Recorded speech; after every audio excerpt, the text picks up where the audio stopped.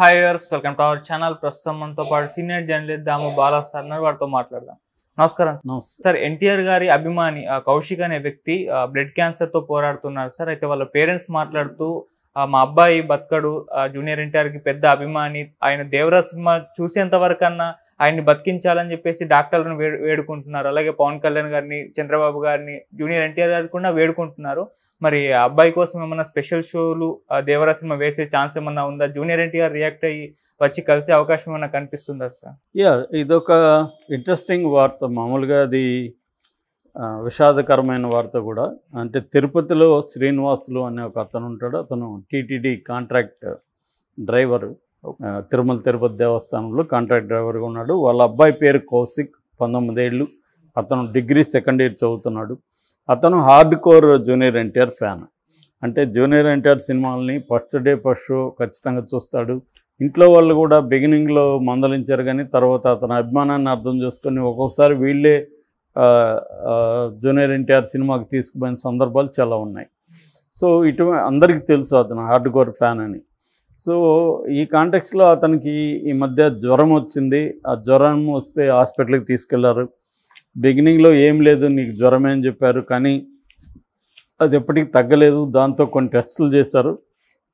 టెస్టులు చేస్తే ఫైనల్గా అతనికి తేలింది ఏమంటే బోన్ మారో అని చెప్తున్నారు. అంటే అదొక రకమైన క్యాన్సరు. సో దాంట్లో ఇప్పుడు అది కాస్ట్లీ వైద్యం. దాదాపు ఒక ఇంజక్షన్కి 3 లక్షలు వేయాలి, 3 లక్షల ఇంజక్షన్ వేయాలని చెప్తున్నారు. సో ఆ రకంగా 12 ఇంజక్షన్లన్నా మినిమం వేయాలి అని చెప్తున్నారు. బతకడం కూడా కష్టము లేదంటే అంటున్నారు. సో ఓవరాల్గా ఇంజక్షన్లకి 36 లక్షలు ఎంత అవుతుంది, మిగతా అంతా కలిపి దాదాపు ఒక 60 లక్షలు అయ్యే పరిస్థితి ఉంది. వాళ్ళకి అంత స్తోమత లేదు. ఆల్రెడీ ఉన్నదంతా ఖర్చు పెట్టేశారు ఇప్పటికే. సో ఇప్పుడు దాంతో ఆ అబ్బాయి నేను ఎలాగో చనిపోతాను, నాకు 60 లక్షలు ఖర్చు పెట్టి చేసే పరిస్థితి లేదు, కాబట్టి నేను ఎన్టీఆర్ దేవర చూసి చనిపోయే వరకు నన్ను బతికించానని డాక్టర్ని ఏడుకుంటున్నాడు. దేవుణ్ణి కూడా ప్రార్థిస్తున్నాడు. ఇది ఇప్పుడు వైరల్ అయింది. అంటే అతని వీడియో వైరల్ అయింది.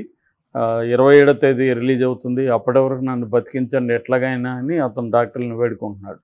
అంటే నేను చనిపోయడానికి సిద్ధమే, కానీ దేవరు చూసి చనిపోతాను అనేది. ఇది ఒక రకంగా ఏంటంటే విషాదమే కావచ్చు, కానీ ఇది ఒక రకమైన దాని ఏమంటారు డంబు అభిమానం. మన హీరోల మీద ఏ కైండ్ ఆఫ్ అభిమానం ఉంటుంది అనేది దానికి ఇది ఒక సింబల్. అయితే దీనివల్ల ఒక పాజిటివ్ ఇది కూడా జరిగింది. ఎందుకంటే ఇప్పుడు అతను చెప్పిన దాన్ని అందరూ కూడా వైరల్ చేస్తున్నారు. ఎందుకంటే 19 ఏళ్ళు కుర్రాడు ఈ వయసులో చనిపోవడం అనేది చాలా ఘోరమైన విషయం.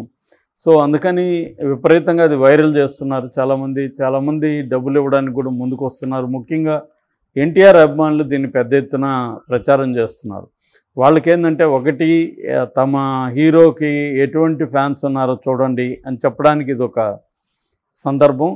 రెండవది, తమ ఇంత పిచ్చి అభిమానం ఉన్న ఆ అబ్బాయిని బతికించుకోవాలి ఎలాగన్నా మనం అనేది కూడా ఈ అభిమానంలో కనిపిస్తుంది. సో బెంగళూరు, చెన్నై ఇలాగా అనేక ఏరియాల్లో మనం అనుకుంటే 60 లక్షలు కలెక్ట్ చేయడం పెద్ద కష్టం కాదు, మనం చేద్దాము అని వాళ్ళు బయలుదేరినట్టు తెలుస్తుంది. కాకపోతే అంత టైం కూడా లేదు. ఇది షార్ట్ టైంలో కలెక్ట్ చేసి ఇవ్వాలి, ఇంజక్షన్లు వేయడం మొదలు పెట్టాలి. సో మరి జూనియర్ ఎన్టీఆర్ ఏమన్నా స్పందిస్తాడా దీనికి సంబంధించి అనేది ఈరోజు తెలియ అవకాశం ఉంది. సో ఎందుకంటే అభిమానులు అతన్ని కొంతమంది అభిమానులు ఒక టీంగా ఏర్పడి జూనియర్ ఎన్టీఆర్ని, దేవర ప్రొడ్యూసర్ని కూడా మేము కలుస్తాము. సో కొంత సినిమా వాళ్ళు అనుకుంటే కొంతవరకు చేయొచ్చు. అట్లాగే హాస్పిటల్ వర్గాలతో కూడా మాట్లాడి దాన్ని తగ్గించడానికి కూడా ఏమన్నా మార్గం ఉంటే చేయొచ్చు. సో రెండవది ఏంటంటే ఇది మానవతా దృక్పథంతో చంద్రబాబు కూడా అప్పీల్ చేస్తాము అని అంటున్నారు. సో కాకపోతే ఏంటంటే చంద్రబాబు నిన్న మాట్లాడుకున్నాం మనం, తెలుగుదేశానికి సంబంధించిన ముఖ్యంగా నందమూరి ఫ్యాన్స్, బాలకృష్ణ ఫ్యాన్స్ కావచ్చు, నందమూరి ఫ్యాన్స్ కావచ్చు, వాళ్ళందరూ కూడా జూనియర్ ఎన్టీఆర్ని వ్యతిరేకించడం మొదలైంది. ముఖ్యంగా మోక్షజ్ఞ తర్వాత ఎన్టీఆర్ ఫేక్, మోక్షజ్ఞ అసలు అన్న ఇది కూడా స్టార్ట్ అయింది. సో అందుకని జూనియర్ ఎన్టీఆర్కి బాగా నెగిటివిటీ ఈ మధ్యకాలంలో ఏ సినిమాకి జూనియర్ ఎన్టీఆర్కి ఇంత నెగిటివిటీ లేదు ఇప్పుడు. ఎందుకంటే దాదాపు 6 ఏళ్ళ తర్వాతలోగా వస్తున్నాడు. మనకి అరవింద్ సమేత 2018లో వచ్చింది. దాని తర్వాత 6 ఏళ్ళ గ్యాప్ సోలో హీరోగా వస్తుంటే నిజానికి పెద్ద ఎత్తున హైప్ ఉండాలి. కానీ నెగిటివ్ ఇది కూడా పెద్ద ఎత్తున స్టార్ట్ అయింది. ఎందుకంటే ఈ సినిమా మరో ఆచార్య అవుతుందని, ఆచార్య 2 అవుతుందని, ఇలాగా దీని మీద ఆల్రెడీ ప్రచారం పెద్ద ఎత్తున అయింది. ట్రైలర్లో బాగున్నప్పటికీ అనుకున్న స్థాయిలో ఎక్స్పెక్ట్ చేసిన అంటే ఒక కొత్త సినిమా చూస్తున్నాం అన్న ఫీలింగ్ అయితే రాలేదు. విజువల్స్ అంతా బాగున్నాయి కానీ కథ మామూలుగా ఉంది. రెండోది ఎన్టీఆర్ భయపడుతున్న ఎన్టీఆర్, సీనియర్ ఎన్టీఆర్, ఇదంతా కూడా ఆల్రెడీ చూసిన ఫీలింగ్ అయితే ఉంది. సో దీనివల్ల జనరల్ పబ్లిక్లో కూడా దీని పట్ల ఉండాల్సినంత క్యూరియాసిటీ అయితే లేదు. దీనికి ప్రధాన కారణం ఏంటంటే ఆచార్య ఎఫెక్ట్ శివ మీద ఉంది. ఆ తర్వాత ఎవరో అతనికి సినిమా వేయలేదు. మెగా కాంపౌండ్ కూడా శివాదే తప్పు అన్నట్టుగా ప్రచారం చేశారు. నిజానికి చిరంజీవి ఇంటర్ఫియరెన్స్ ఎక్కువ ఉండడం వల్లనే ఆ స్క్రిప్ట్ అలాగైందనేది విత్ ఇన్ ద ఇండస్ట్రీ వర్గాలు చెప్తాయి. కానీ ప్రచారం ఎలా చేశారంటే కొరటాల శివ వల్లనే ఇదయిందని చేశారు. దానివల్ల ఇప్పుడు కొరటాల శివకి ఎవరు సినిమా లేని టైంలో జూనియర్ ఎన్టీఆర్ సినిమా ఇవ్వడం అనేది అదొక దుస్సాహసంగా కూడా ప్రచారం చేశారు. ఎందుకంటే తనకి మంచి డిమాండ్ ఉంది, బ్రహ్మాండమైన హిట్ డైరెక్టర్లు అతనికి దొరుకుతారు.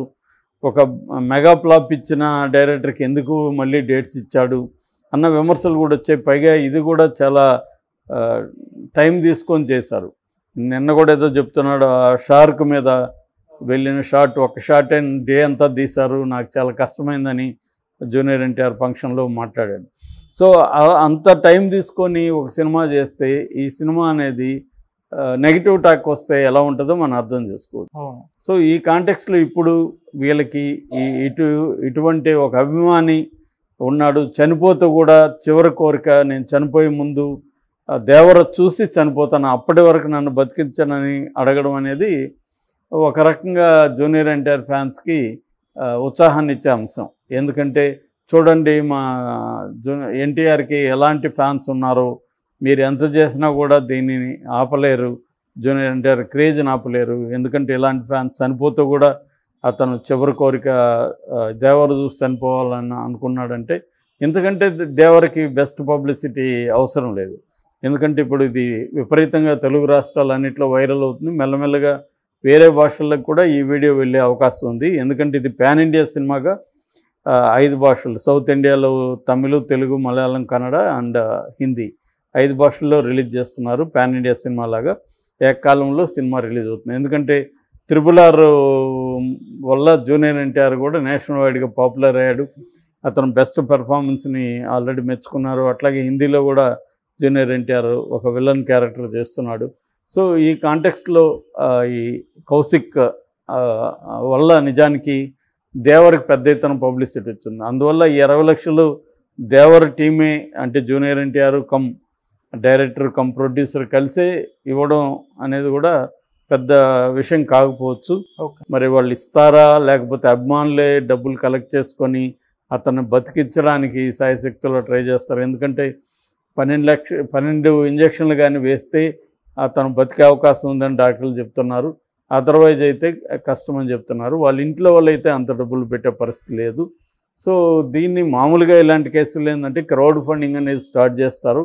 క్రౌడ్ ఫండింగ్ కూడా ఒకసారి డిఫికల్ట్ అవుతుంది. ఎందుకంటే టైమ్లీ వేయాలి. దీనికి కొన్నిటి కేసుల్లో స్పందించినట్టుగా కొన్ని కేసుల్లో ప్రజలు కూడా స్పందించరు. దాని వెనకేదో డ్రామా, దాని వెనకేదో కావాలి.